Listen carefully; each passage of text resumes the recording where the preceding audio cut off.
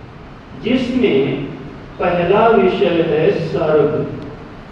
सृष्टि, सर्ग माने होता है वह सृष्टि जो अपंचीकृत पंच महाभूतों से बनी, अर्थात जो हमें इंद्रिय ग्राह्य नहीं है, बल्कि इस स्थूल सृष्टि की जो कारणात्मक बीजात्मक जो सृष्टि है उसका नाम यहाँ पर होगा सृष्टि।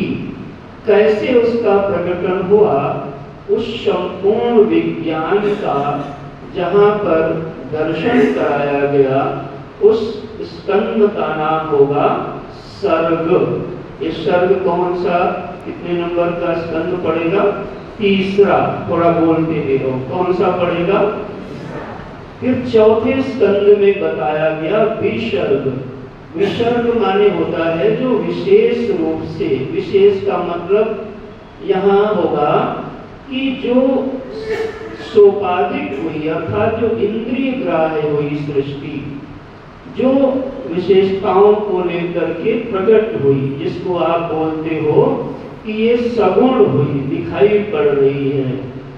तो यह जो सृष्टि जिसको आप देख सुन रहे हो, यह सृष्टि कैसे बनी, इसका जहाँ पर रहस्य बताया जाता है उस स्कंद का नाम होगा विसर्ग। ये कितने नंबर का हुआ? थोड़ा सजग बैठिए। कितने नंबर का हुआ? चौथा नंबर हुआ। बोलते रहिए, याद रहेगा ना कि गिनती भी याद करानी पड़ेगी भाई। कितने नंबर का हुआ ये? चौथा। पांचवें स्कंद में आगे चल करके ये बताया गया कि स्थान क्या है। स्थान माने जो धारण करता है सब चीजों को, वो सत्ता कौन है, कैसे चीजें ये धारित हो रही हैं, वो क्या है, इसकी जहां पर महिमा बताई गई। छठा स्कंद है पोषण। वो भगवान अपने जीवों का किस प्रकार से भरण पोषण करते हैं। किसी को लगता है कोई कर रहा होगा, किसी को लगता है हम कर रहे हैं, किसी को लग रहा है अन्य अन्य कर रहे हैं, लेकिन सच में सभी जीवों का भरण पोषण भगवान ही कर रहे हैं। एक बड़ी प्रसिद्ध कथा आती है समर्थ गुरु रामदास जी महाराज जी के विषय में कि शिवा जी के साथ उनका तो बड़ा प्रेम था। शिवाजी बहुत ही निष्ठ और सदगुरु जी को समर्पित थे, लेकिन कभी कभी समर्पित शिष्यों में भी जो धीरे धीरे उनका गठन होता है, निर्माण होता है, दोस्त तो होते ही हैं कुछ न कुछ मात्रा में। तो महाराज श्री को ऐसा लगा कि शायद इनके मन में कुछ अहम भाव आ गया, तो उसको दूर करने के लिए कहते हैं एक बार एक पत्थर को तोड़वाया, और जब उसको तोड़ा गया तो उसमें से एक मेढक निकला वहां पे। अब महाराज जब निकला तो कहा क्या आप इसको भी आप ही भोजन देते हो? बात समझाने की थी। समझ में आ गया कि हम वास्तव में पोषण करने वाले नहीं हैं। आप रोटी तो खिला सकते हो, बचा भी सकते हो। देखो अपनी सामर्थ्य को, अगर आप भक्त हो तो संसारियों के लिए ये रस नहीं है, संसारियों के लिए ये अमृत नहीं है। उनको तो कुछ और में दिखेगा, चाय समोसा मिल गया तो बस उसी में लगता है सब हो गया। लेकिन ये तो जो साधक हैं, भक्त हैं, रसिक हैं, जिन्होंने जीवन को भगवान के मार्ग में निवेशित किया है, उनके लिए ये रत्न है महाराज। तो पोषण, भगवान कैसे पोषण करते हैं यह बताया। कितने नंबर का हुआ स्कंद? 6 नंबर का हुआ। 7वें नंबर का हुआ उदया। उदया कर्म वासना। ये कर्म की जो इच्छा होती है सब में जैसी नहीं होती है, तो वहां भेद बताया कि 2 प्रकार की वासना होती है। दैव वासना और आसुर वासना। इसी को भगवान गीता में दैव आसुर यानी दैवासुर संपद विभाग योग, गीता में कौन सा अध्याय पड़ेगा ये? हाँ जी, 16वां अध्याय। काफी लोगों ने बताया, सबके लिए ताली भाई, अच्छे आप लोग स्वागत हो। तो वहां पर बताया गया कि दैवी संपत्ति क्या है और आसुर संपत्ति क्या है, दोनों स्वभावों को वहां पर समझाया भगवान ने। तो ये हो गया 7वां स्कंध भागवत जी में। 8वां है मनवंतर। ये हमारा जो मन है, यानी ब्रह्मा का जो एक कल्प है। अब सारा तो विवरण यहाँ नहीं बताया जा सकता, क्योंकि मूल विषय चतुश्लोकी का रहेगा, तो हम उधर जा रहे हैं, इसलिए कुछ विवरण आपको दिखाते हैं। तो ब्रह्मा के एक कल्प में 14 मनु पैदा होते हैं, और हर मनु के कार्यकाल की सृष्टि में सबके मनों में अंतर होता है। कभी पूजा प्रधान, कभी यज्ञ प्रधान, कभी जप प्रधान, कभी गान कीर्तन प्रधान। तो ये जो हमारे आपके मनों में अंतर होता है, यानी ये मनवंतर की जो व्यवस्था है, किस प्रकार से ये चलती है, इसका पूरा विज्ञान जिस स्कंध में बताया गया उसका नाम है मनवंतर।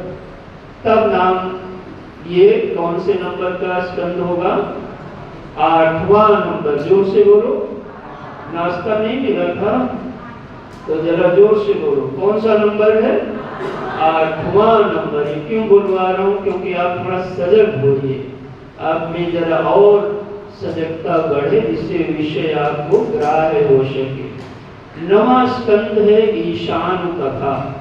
ईशान कथा का अभिप्राय होता है कि इस धरा के ऊपर विशेष विशेष कौन लोग हुए, किन किन लोगों ने विशेष काम किए। इतिहास सबका नहीं होता, इतिहास उन लोगों का होता है जो कोई विशेष काम इस धरती पर करते हैं।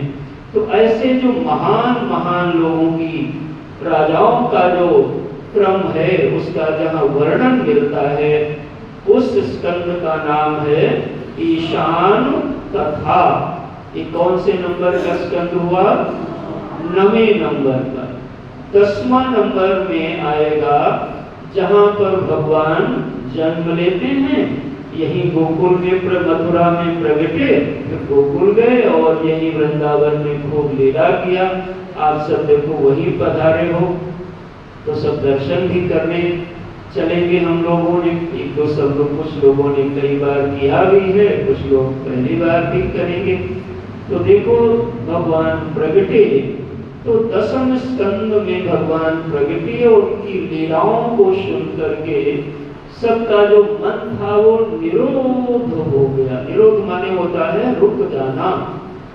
तो जहां भगवान की लीलाओं को श्रवण करके मन रुक जाए, उस स्कंद का नाम होता है निरोध। 11वां जो स्कंद है उसका नाम है मुक्ति। वहां पर ज्ञान का उपदेश, तत्व का उपदेश भगवान स्वयं अपने पूज्य पिता वसुदेव जी को देवर्षि नारद जी से ज्ञान दिला करके मुक्ति का उपदेश का मार्ग प्रशस्त कराते हैं। बिना गुरु के ज्ञान नहीं होगा, समझ नहीं होगी, विवेक नहीं बनेगा, और बिना उसके भैया यह जो बंधन का भ्रम है ये मिटता नहीं है। बंधन के भ्रम का मिट जाना, इसी का नाम मुक्ति होता है, मोक्ष होता है। और 12वां स्कंद जिसका नाम है आश्रय। आश्रय माने होता है सरल भाषा में सहारा। यानी यदि कोई जीव है तो वो बिना कोई न कोई सहारा लिए जीवन जी नहीं पाता। और कई बार अगर उसके सहारे थोड़े लड़खड़ाने लगे तो जीव लड़खड़ाने लगता है। हे भक्तजनों, यह जो दशम स्कंद है, भगवान व्यास कहते हैं दशमस्य विशुद्धर्थम नवानाम इह लक्षणम।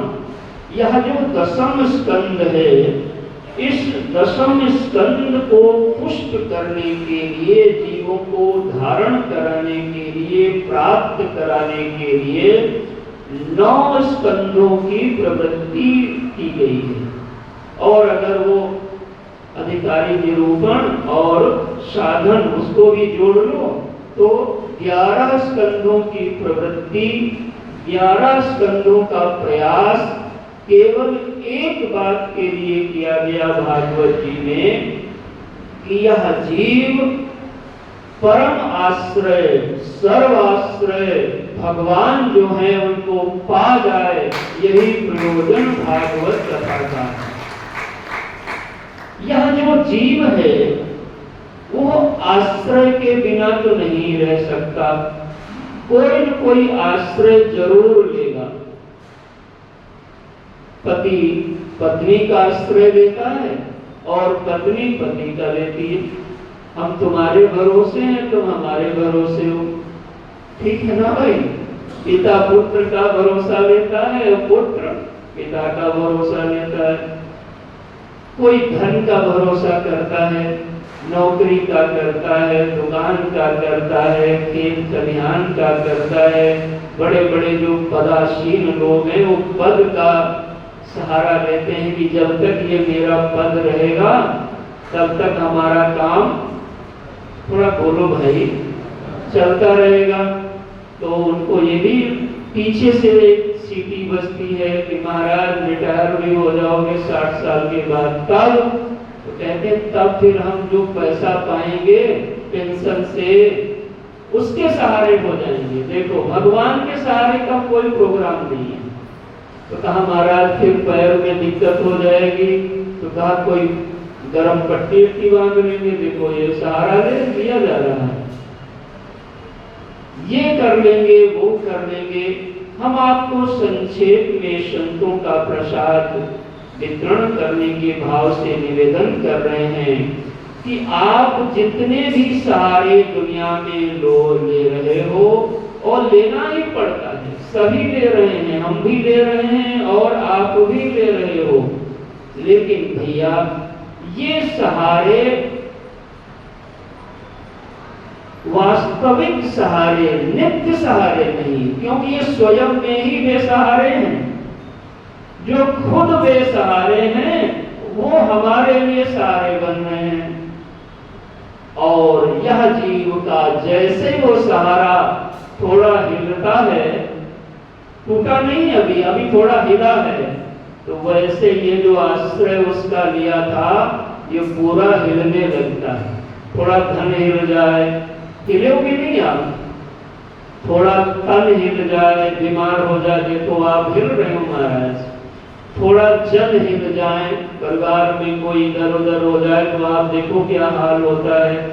ये हमारे मन की कथा है भागवत। भगवान व्यास यह समझाना चाहते हैं कि जब तक यह जीव जगत के इन जो भी सहारे हैं इनके सहारे चल रहा है, तब तक उसका जो ये सहारा है ये वास्तव में सहारा नहीं बनेगा। तो उपदेश क्या है? उपदेश यह है कि ये सहारे भी जिनके सहारे पर हैं उन भगवान का सहारा तुम ले लो, यही है आश्रय बुद्धि। अन्य आश्रय, अन्य सहारे हमारी बुद्धि से निकल जाएं और भगवान का सहारा हमको मिल जाए, इसी का नाम होता है अनन्य भक्ति। अन्य आश्रयाणाम त्यागो अनन्यता। अन्य आश्रय, अन्य माने भगवान से अन्य जो आश्रय हैं वो हमारी बुद्धि से निकल जाएं, हमारी बुद्धि उनका सहारा न ले, भगवान का सहारा ले। ऐसा कोई जीव यदि है तो उस भक्त का भगवान कहते हैं एक नाम मैं रखना चाहता हूं। पूछा क्या नाम रखोगे? तो कहा ये अनन्य भक्त हैं, न अन्य इति अनन्य। तो जीव जगत के सहारों से निकल करके भगवान का सहारा पा जाए, प्राप्त कर ले, यही भागवत कथा के सुनने का अंतिम फल है। और जो भगवान का सहारा पा जाता है उसको फिर और किसी के सहारे की दरकार नहीं रह जाती, जरूरत नहीं रह जाती।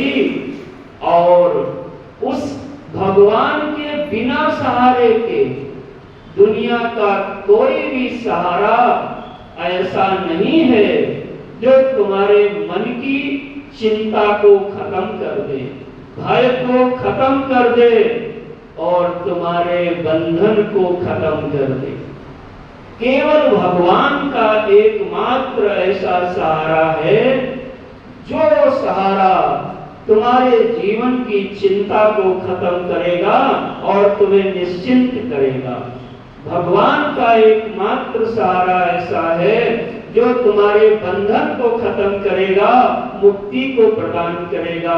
और भगवान का एकमात्र सहारा ऐसा है जो तुम्हारे भयों को खत्म करेगा और अभय पद पर प्रतिष्ठित कर देगा महाराज। इसलिए भागवत कथा के सर्वस्व प्रतिपादन का अंतिम प्रतिपादन है, अंतिम निर्णय है कि यह जीव भगवान का आश्रय पा जाए और भगवान के भरोसे आ जाए। यही इस संपूर्ण भागवत का प्रयोजन है। दशमस्य विशुद्धर्थम नवानाम इह लक्षणम। ये जितने भी 10 विषय मैंने भागवत के बताए भक्तजनों, इनका प्रयोजन यही है कि यह जीव जगत के आश्रयों से निकल करके भगवान का आश्रय पा जाए। एक दूसरी भी बात यहाँ पर निवेदन कर दूं, इसका आशय ये नहीं है कि आज से पति को भूल खत्म कर दो, पत्नी को खत्म कर दो, पैसे को आग लगा दो, पद को छोड़ दो, ये अर्थ नहीं लेना। अर्थ ये लिया जा रहा है कि तुम्हारी जो बुद्धि में भरोसा है वो भरोसा इन चीजों का हट जाए, वहां से हट जाए और भगवान से बंध जाए। पैसा पैसे की जगह रहने दो, पत्नी पत्नी की जगह रहने दो, पति पति की जगह रहने दो, पद पद की जगह रहने दो। केवल बुद्धि का जो तुमने मान्यता बना लिया है पैसे में कि पैसा आपकी रक्षा करेगा, लोग रक्षा करेंगे। अगर लोग रक्षा कर लेते तो 9 लाख पूत 1.25 लाख नाती ता रावण घर दिया न बाती। तो रावण मरता नहीं, मरता लेकिन मर गया। अगर पिता रक्षा करते तो प्रहलाद को तो पिता स्वयं मार डालने के लिए क्या क्या करते हैं आप सब जानते हो। विष देते हैं, हाथी से कुचलवाते हैं और अंत में अपनी बहन टुंडिका को बुला करके चिता लगवा दिया। ये देखो, अगर भाई रक्षा कर लेते तो महाराज रावण ने तो विभीषण को एक बहुत तगड़ी लात मारी, आप देख लीजिए। अगर आप कहो कि नहीं नहीं महाराज पुत्र रक्षा कर लेगा, तो पुत्र तो कंस भी है जिसने अपने पिता महाराज उग्रसेन को हाथ पकड़ के राजगादी से उतार दिया और जेल में डाल दिया, खुद राजा बन गया। तो पुत्र रक्षा कर लेते तो आप देख लो। अब पति पत्नी की क्या हम कहानी आपको बताएं। दुनिया के जिन जिन सहारों के लोग जीते हैं, ये सहारे स्वयं में बेसहारे हैं प्यारे। जिसने इन सहारों का सहारा लिया वो रोया जरूर और जिसने हमारे गोविंद का, बाके बिहारी का सहारा लिया वो हंसा जरूर। फिर भी आपको ये सोहम आश्रम का संदेश है प्यारे कि जीवन में निर्णय बना लो कि अब मैं अपने घर मत मिटा देना, ले जाके बुलडोजर गिरवा दो, घर रहने दो, लेकिन बुद्धि में बदलाव कर लो। ये तुम्हारा असली आश्रय घर नहीं है, असली आश्रय हमारा भगवान है, गोविंद है, सच्चिदानंद है महाराज। जिसके मन में ये मति बन गई, समझ लो भैया वो श्री धाम वृंदावन का दर्शन कर लिया, उसने बाके बिहारी का दर्शन कर लिया, वो गोवर्धन भगवान की परिक्रमा का फल पा गया और उसने सद्गुरु सेवा को मानो फल प्राप्त कर लिया। हे भैया, इसलिए दशमस्य विशुद्धर्थम नवानाम इह लक्षणम। कोई भी मनुष्य बिना सहारे के नहीं रह सकता, सहारा लेना ही पड़ता है। भागवत जी क्या समझाती हैं, धन रखो लेकिन धन का भरोसा मत रखो, घर रखो लेकिन घर का भरोसा मत रखो। अच्छा देखो, द्रौपदी जी का जो वस्त्र हरण दुशासन करने लगा, उस भारी सभा में सभी विराजमान हैं, पितामह भीष्म विराजमान हैं, पांचों पांडव विराजमान हैं, लेकिन कहते हैं द्रौपदी जी ने सबसे पहले अपने बल का, अपने हाथों का प्रयास किया। करता ही है जीव, अपना प्रयास करना ही चाहिए, किया। लेकिन जब लगा कि हमारा प्रयास से हमारी रक्षा नहीं होगी, तब उन्होंने फिर इधर उधर नहीं देखा, तब सीधे द्वारकानाथ को पुकार लिया। और जैसे प्रभु को पुकारा तो भगवान ऐसे वस्त्रावतार लिया, ऐसा वस्त्रावतार लिया कि दुशासन की भुजाओं में अनेक हाथियों के जैसे बल का बलवान, उसकी भुजाएं थक गईं, लेकिन द्रौपदी जी के कंधे से वस्त्र सरका नहीं पाया। ये भगवान के आश्रय का फल है। रहता है जीव को कि हम इसके भरोसे, हम इसके भरोसे, हम इसके भरोसे। पांचों पांडवों का यदि चिंतन करो तो सबका कोई न कोई आश्रय है। आपकी व्यवहार दिखाता है कि आपके चित्त का आश्रय कौन है, और जिसके चित्त का जैसा आश्रय होगा उसके जीवन की वैसी प्रवृत्ति देखी जाती है।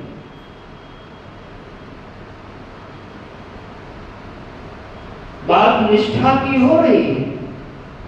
महाराज युधिष्ठिर का जो आश्रय है वो धर्म है। वो कहते हैं धर्म नहीं जाना चाहिए, क्योंकि धर्म के अवतार है, इसलिए धर्म निष्ठ है।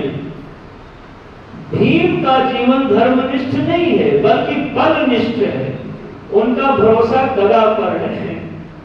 धर्म, युधिष्ठिर जी कहते हैं कि धर्म बना रहेगा तो सब काम बन जाएगा, और भीम का क्या मत है कि हमारी गदा बनी रहे हाथ में, बाकी हम सब ठीक कर देंगे महाराज। देखो,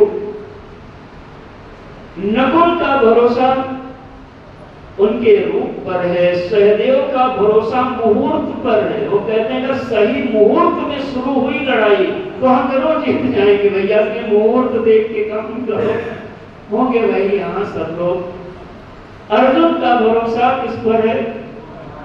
अर्जुन का भरोसा न वैसा युधिष्ठिर के जैसा धर्म पर नहीं दिखता, भीम के जैसे गदा पर नहीं दिखता, नकुल सहदेव के जैसे रूप और मुहूर्त और दिशा और ज्योतिष पर नहीं दिखता। अर्जुन का भरोसा भगवान पर दिखता है। इसलिए देखो सबकी अलग अलग महिमा है, लेकिन अर्जुन के जीवन की जो महिमा है उसको कोई नहीं छू पाया। ये सब सहारे ले रहे हैं। अर्जुन के पास गांडीव है, लेकिन गांडीव का सहारा नहीं है, सहारा गोविंद का है। तभी तो अर्जुन कहते हैं, अरे गुरुदेव अब मुझे सिखाइए, कार्पण्य दोषो अपह स्वभाव प्रक्षामि त्वां धर्म सम्मूढचेतः यस्तेयस्या निश्चितं ब्रूहि तन्मे शिष्यस्तेऽहं साधि मां त्वां प्रपन्नम्। कर्ण का बल कर्म है, क्योंकि दुर्योधन जब भी कोई बात करता तो कर्ण कहते, अरे युद्ध क्यों नहीं करते, युद्ध करो यानी कर्म करो। और जब कर्ण के इस वक्तव्य से दुर्योधन को जोश आता और कहते, मामा कर्ण कह रहा था चलो युद्ध करो, लड़के ले लेते हैं, तो मामा जी माने वो कहते, भांजे ना ना ना, क्योंकि वो लड़ने में भरोसा, देखो सारा ढो देखो, वो कहते भांजे अगर कोई गुड़ खिला के मर जाए तो उसको विष खिलाने की क्या जरूरत, क्यों भाई जौनपुर में कहते हो ना तुम लोग, भांजे तुम लड़ाई की बात मत करो, फिर काहे की बात करें, जुगाड़ की बात करो, छल की बात करो। शकुनी का भरोसा ना धर्म पर है, ना बल पर है, ना भगवान पर है, शकुनी का भरोसा छल पर है। आप किसके भरोसे पर हो उसी का वही तुम्हारा आश्रय है। हे भक्तजनों, आज के स्वाध्याय का प्रधान विषय है, तुम अपनी वस्तुओं व्यक्तियों को जहां है वहीं रहने दो, केवल अपनी बुद्धि में परिवर्तन करो और सोच लो कि क्या कोई और सहारा हो सकता है भगवान गोविंद के अलावा। अगर तुमको लगता है कि भगवान के अलावा कोई और सहारा नहीं हो सकता है तो फिर भगवान का सहारा जितनी जल्दी हो उतना ले लो। यही आज के वक्तव्य का संदेश है प्यारे। हे भक्तजनों, यह चतुश्लोकी भागवत को ब्रह्मा जी को उपदेश दिया गया। कैसे उपदेश दिया गया, इसको भी आपकी थोड़ी सी हम बुद्धि को एक पूरा उस भाव को समझाने के लिए थोड़ी सी पृष्ठभूमि को हम आप देखने का प्रयास करते हैं। इस पृष्ठभूमि के पूर्व में एक बात और समझ लो। वो बात ये समझ लो, अभी मैंने जैसे बताया, क्या बताया, कि इन 4 श्लोकों का प्रतिपादन किया जाएगा। मैं आशा करता हूं ये 4 बातें आप अवश्य हृदय में धारण कर लेंगे। उनमें पहला भगवान का स्वरूप बताया गया, फिर ये सृष्टि कैसे भगवान सृष्टि रूप कैसे हो जाते हैं वो बताया गया, सृष्टि में कैसे भगवान हैं और भगवान में सृष्टि कैसे नहीं है ये बताया गया, और अंत में फल बताया गया कि जो इसको जान लेता है वो फिर सदा के लिए भय से, बंधन से और चिंताओं से विनिर्मुक्त हो जाता है। इसी का नाम मुक्ति है, इसी का नाम मोक्ष हो जाया करता है। तो इसके मूल में अब आगे मैं बढ़ रहा हूं। ये जो पहले बंधन यदि समझ में आएगा तो मुक्ति अपने आप समझ में आ जाएगी। बीमारी क्या है यदि ये बात पकड़ में आ गई तो इलाज का प्रारंभ हो जाएगा, और बीमारी ही नहीं समझ में आएगी तो इलाज भाई क्या करोगे। तो पहले आप ये समझो दूसरी बात कि बंधन क्या है। अभी मैंने बताया था आश्रय बुद्धि का परिवर्तन करो, जगत आश्रय से निकल करके जगदीश का आश्रय लो। अब दूसरा जो विषय प्रारंभ हो रहा है वो ये है कि बंधन का स्वरूप क्या है, हम बंधे कैसे हैं, ये पहले हम महसूस करें। तो देखो, हम आप सृष्टि में हैं, ये तो मानोगे ही, आप जगत में हो, संसार में हो, मानते हो ना सृष्टि में हो। तो जब आप इस विषय में अभी हम प्रवेश करेंगे तो वहां इन विषयों को फिर से सब अच्छे से आएंगे, तब उन पर चर्चा होगी। अभी आपके मन को थोड़ा और अंतर्मुखता की ओर ले जाने के लिए और विषय के गांधीर्य और उसकी जो वैल्यूएशन है, जो महत्ता है, महिमा है, वो तुम्हारा मन समझ पाए, इसलिए थोड़ा ये बंधन के स्वरूप को भी समझो। बंधन क्या होता है? बंधन माने होता है चिपक जाना, यानी जिससे हम छूट ना पाए, उसका नाम क्या होता है? बंधन। और बंधन में कोई नहीं रहना चाहता। अच्छा देखो, जैसे आप कमरे में अपने हो, कमरे में अपने हो भाई, अभी नहीं हो, अभी तो आप सभा कक्ष में, सत्संग कक्ष में बैठे हो। तो जब आप अपने कक्ष में होते हो तो भीतर से कुंडी बंद कर लेते हो कि नहीं? बोलो तो कुछ, थोड़ा और जोर से बोलो। बंद कर लेते हो? कोई डर लगता है? क्यों?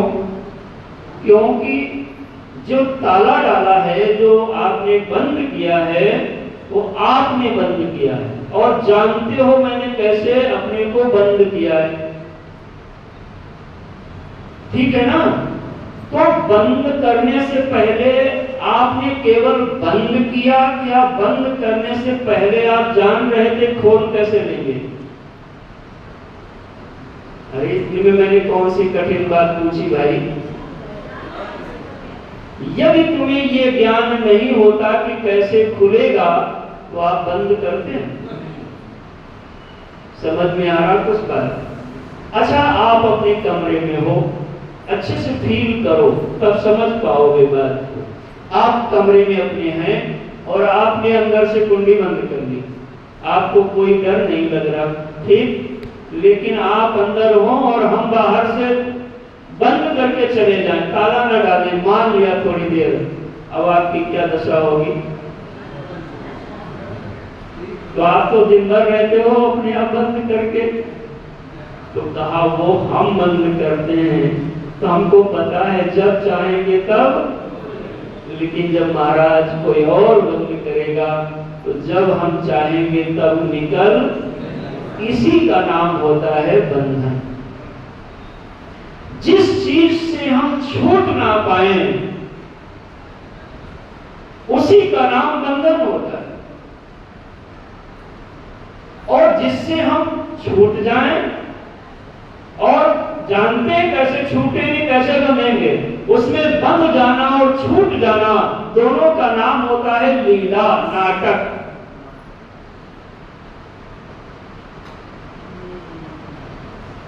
किसमें बंधते हो? अब जरा देखो, तो दरअसल तुम कपड़े से नहीं बंधे हो, मकान से, मकान में नहीं बांधा है तुमको कि दरवाजा नहीं खोलने दे रहा है, तुम बंधे कहां पर हो? पहले ये यदि पकड़ में आ गया, सभी भक्त लोग ध्यान से सुने, तो आपको इस प्रसंग की महिमा समझ में आएगी। आप जब बंधते हो तब आप क्या करते हो, कभी ध्यान गया? थोड़ा और सजग होइए, हमें बहुत संक्षेप में बात यहाँ करनी है और सटीक बात करनी है। ऐसी गुरु चरणों से मेरी प्रार्थना है कि वो ऐसा बोलें कि आप सबका मंगल हो जाए। ये तो टीवी खाली बैठी है जिसको आप देख रहे हो, बोलने वाले तो प्रभु है महाराज। तो जितना आप सजग होंगे उतना उनकी कृपा से आप विभूषित हो जाओगे। हम बंधे हुए तब महसूस करते हैं। अच्छा ध्यान दो, जब आप कमरे में, वही दृष्टांत आज का रहेगा, खुद आपने कुंडी लिया, बंद किया, आपको कोई भय नहीं है। क्यों नहीं है? क्योंकि आप जानते हो कैसे खुलेगा। आप खोल भी सकते हो, बंद भी कर सकते हो। लेकिन जब कोई और बंद कर दिया बाहर से, तो आप दुखी होंगे कि नहीं? जोर से बोलो, होंगे। क्यों होंगे? क्योंकि आपके मन में एक इच्छा पैदा हो गई तुरंत कि अब हम छूटेंगे, निकलेंगे कैसे। देखना, भय कुंडी से है, कुंडी में भय है कि बुद्धि में भय है? बुद्धि में तुरंत आता है कि अब हम कमरे से निकलेंगे कैसे। तो जो भय आया, वो भय किस रूप में बुद्धि में आया? इच्छा रूप में। ज्यादा नहीं परेशान करेंगे, हमें आगे बोलते चले जाते हैं। किस रूप में आया? इच्छा पैदा हुई कि अब हम निकलेंगे कैसे। और अगर वो निकलने की इच्छा तुम्हारी हो गई और निकल नहीं पा रहे हो, तो इच्छा जो है वो नहीं हो रहा है, तो क्या होगा? क्या होगा? दुख होगा। इच्छा आपकी है निकलने की और आप निकल नहीं पा रहे हो, तो क्या होगा? और जो इच्छा आपकी है वो हो जाए तो क्या होगा? सुख होगा। तो जो आप वास्तव में सुख भोगना चाहते हो, और कहां से सुख भोगना चाहते हो? कि जो मेरी इच्छा हो वो हो जाए। हमारी ब्याह की इच्छा, अरे ब्याह की नहीं है कि मान लिया हो जाए इच्छा। नारद जी की हो गई महाराज, भगवान की यहाँ जाते हैं तो हो गई इच्छा एक बार। अब तो कोई इच्छा हो गई कि जो भगवान के परम भक्त, हम सबके आदरणीय परम पूज्य सारे संतों में सिरमौर देवर्षि नारद जी, जो सारे लोगों को कहते हैं, भक्ति माता को वचन देते हैं, तस्मिन् त्वां स्थापयिष्यामि गेहे गेहे जने जने। अरे माँ, मैं तुमको जन जन में स्थापित करूंगा। लेकिन डॉक्टर साहब, इच्छा एक पैदा हो गई, काहे की ये राजकुमारी जो है, कौन से राजा की भाई? महाराज, नाम बोलो। अब उधर हम नहीं ज्यादा जा रहे हैं, तो किसी आंसर कर दोगे। तो वो राजकुमारी से ब्याह की इच्छा पैदा हो गई। अब ब्याह तो भगवान का रूप मांगने गए। अब देखो, मतलब इच्छा आपसे क्या क्या करा रही है, देख रहे हो? जिनसे कुछ नहीं मांगा, समझ रहे हो? जिन भगवान से देवर्षि नारद जी ने कुछ मांगा हो, बताओ। हमें तो नहीं कहीं भाई मिला ऐसा। जिन नारद जी ने उन प्रभु से, अनंत भक्त हैं भगवान के, भगवान भी जानते हैं, कुछ नहीं मांगा, उनके मन में एक इच्छा पैदा हो गई और उस इच्छा ने फिर उनको क्या किया? इच्छा पूरी तो हुई नहीं। और पूरी जब इच्छा नहीं होगी तो इच्छा चाहे नारद जी की हो और चाहे डॉक्टर छोटेलाल की हो, क्या होगा? दुख होगा, दुख होगा। तो आप जब इच्छा नहीं पूरी होती तो दुख लेते हो, बड़ा अच्छा लगता है? नहीं लेता अच्छा लगता है। दुख का टेस्ट बहुत हमें खराब लगता है। हमें स्वाद लगा है किस चीज का? सुख। सुख माने क्या? सुख माने होता है इच्छा की पूर्ति होना, किसी के बढ़िया चने भून के ले आओ, नमक रखा हो, घी भी लगाया हो, चने भी हो, उसके उस दिन दांत में दर्द हो रहा हो, उसको चना चबाने की इच्छा होगी? चना देख के उसको कोई आप उसे तो चना चबाओ भाई, तो क्या कहेगा? नहीं भैया हमको नहीं, उसको चना चबाना न पड़े, इसमें सुख मिलेगा। और जिसके दांत बढ़िया हो वो देखे पानी आएगा महाराज, अरे यार एक मुट्ठी क्यों नहीं मिल जाता। अब वो चना उसको खाने को न मिले तो क्या हो जाएगा? दुखी हो रहा है। तो आप ये बताओ, चना सुखी दुखी कर रहा है कि इच्छा सुखी दुखी कर रही है?